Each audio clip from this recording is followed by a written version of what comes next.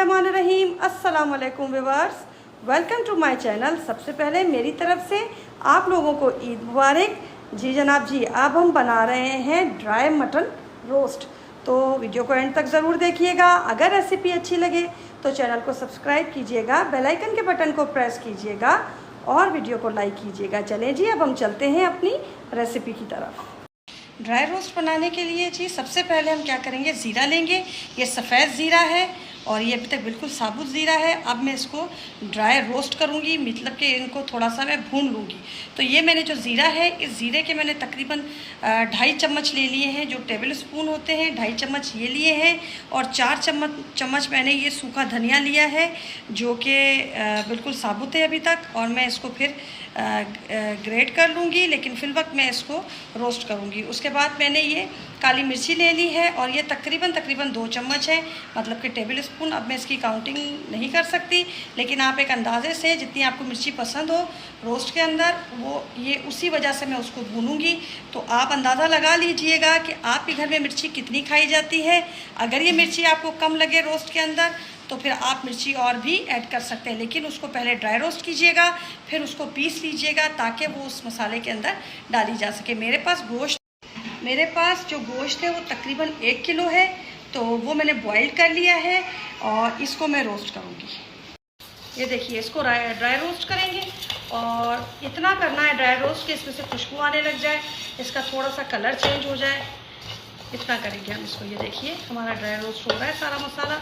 अब मैंने इसको ड्राई रोस्ट बिल्कुल करके और फिर इसको मैंने ग्राइंडर में ग्राइंड कर लेना है और फिर मैं आपको इसकी फाइनल जो इसका बनेगा टेक्सचर वो मैं आपको दिखाती हूँ। देखिए 1 किलो के करीब मेरे पास गोश्त है जो मैंने बॉईल कर लिया है। ठीक है, ये ड्राई रोस्ट जो हम बना रहे हैं उसके लिए लिया है, मैं उसकी आपको मेजरमेंट सारी बता रही हूँ। ये नींबू ले लिए मैंने 2 अदद, जिसको मैंने स्क्वीज कर लिया है। ठीक है, ये नमक आप टेस्ट के अकॉर्डिंग डालिएगा। और ना ये जो लहसुन है ये हम डालेंगे तकरीबन 2 चम्मच, अदरक भी हमारा 2 चम्मच है। ये हरी मिर्ची है, मैंने इसको बीच में से कट करके ऐसे लंबा लंबा काट लिया। पुदीने के चंद पत्ते लेके उसकी कटिंग कर लिए। धनिया जो है ये आप अपने टेस्ट के अकॉर्डिंग डालिएगा। और ये जो मसाला जो मैंने ड्राई रोस्ट किया था, ये वो मसाला मैंने बिल्कुल इसको वो कर लिया है, पीस लिया है। अब हम इसको यूज़ करेंगे। ये देखिए 2 चम्मच मैंने इसके अंदर ऑयल डाला है और थोड़ा सा हमारा ऑयल गर्म होगा तो हम इसके अंदर अपना लहसुन और अदरक का पेस्ट जो है वो डालेंगे। ये हमारा लहसुन चला गया और ये हमारा अदरक हो गया। अब इनको हम थोड़ा सा रोस्ट करेंगे, जैसे कि इनकी थोड़ी सी कलर चेंज हो, इसकी रंगत चेंज हो।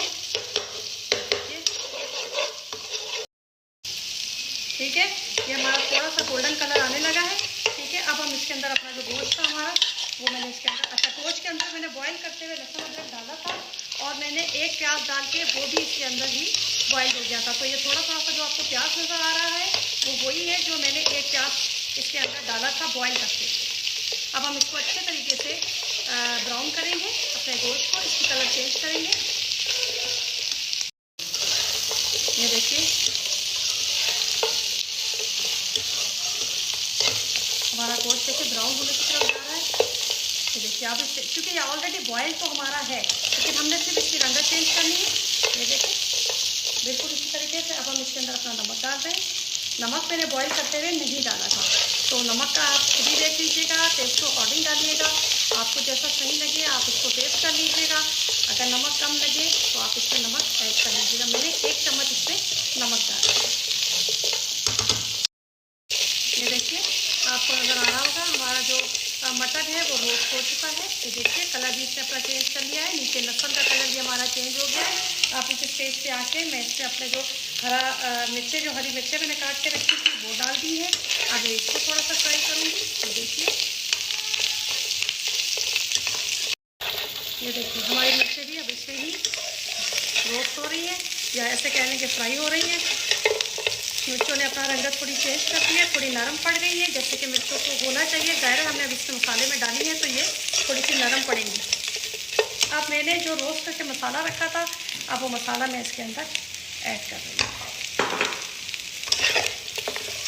ये देखिए अच्छी तरह इसको मिक्स करूँगी। अच्छा मैंने फ्लेम बिल्कुल अब लो कर लिया है अपना। आप फ्लेम हाई मत कीजिएगा, इसको लो फ्लेम पे बनाइएगा। ये देखिए इस स्टेज पे आके मैं इसके अंदर 1 चम्मच ऑयल और ऐड करूँगी। ठीक है, ताकि हमारा मसाला नीचे लगे ना।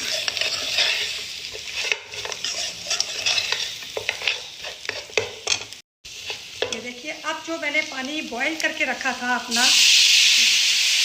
जिसमें मैंने अपना मटन जो है वो बॉईल किया था, वो पानी है, माना कि ये मटन की यखनी है, ये मैंने इसके अंदर ऐड की है। और मैं इसको 15 से 20 मिनट के लिए दम पे छोड़ दूँगी, थोड़ा सा पानी डाल के। जैसे कि ये देखिए पानी है मेरे पास, और ये मैं थोड़ा सा पानी डाल के इसको दम पे छोड़ दूँगी। और 15 से 20 मिनट बाद मैं आपको दिखाती हूँ इसकी फ़ाइनल पोजीशन क्या है, और फिर हमें इसके अंदर क्या क्या ऐड करना है। इसको हम बिल्कुल ड्राई कर लेंगे। आप देख रहे हैं कि साइड से इसका है ना ऑयल जो है रिलीज हो रहा है। अब हम इसके अंदर नींबू डालेंगे जो हमने करके रखे थे, इस तरीके से। और इसी के ऊपर हम अब ऐड करेंगे अपना धनिया और ये पुदीना। इसको मिक्स करेंगे अच्छे तरीके से। अभी इस स्टेज पे आके आप इसका नमक, मिर्ची वगैरह चेक कर लीजिएगा। अब मैं इसको 10 मिनट के लिए फिर दम पे छोड़ूंगी। ये हमारा फाइनल हो गया, इससे घी रिलीज कर दिया।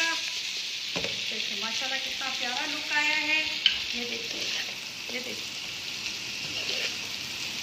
अब आप बनाइएगा और फिर मुझे कमेंट में बताइएगा आपको मेरी रेसिपी कैसी लगी। दुआओं में मुझे याद रखिएगा, अपना ख्याल रखिएगा। अल्लाह हाफिज़।